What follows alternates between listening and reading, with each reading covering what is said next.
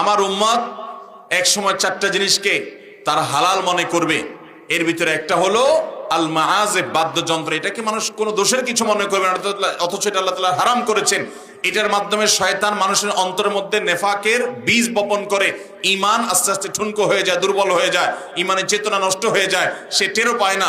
এই জন্য এই সমস্ত নেশায় বুধ হওয়া মানুষ হেদায়েত পায়, কিন্তু তার পরিমাণ থাকে খুব কম, ভয়ঙ্কর একটা জায়গায় চলে যায়।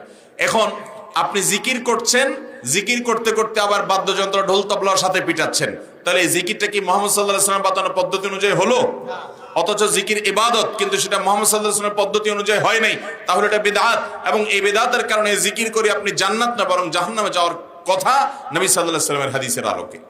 ঠিক একইভাবে আপনি জিকির করার জন্য একটা বিশেষ রূপ দিলেন, সম্মিলিতভাবে নেচে কুদে লাফিয়ে লাফিয়ে বিভিন্ন রকমের গান টান বানিয়ে সেটাকে আপনি জিকির মনে করছেন এবং মন গড়া বিভিন্ন কথা বলছেন, সেখানে শিরকপূর্ণ কথা পর্যন্ত আছে।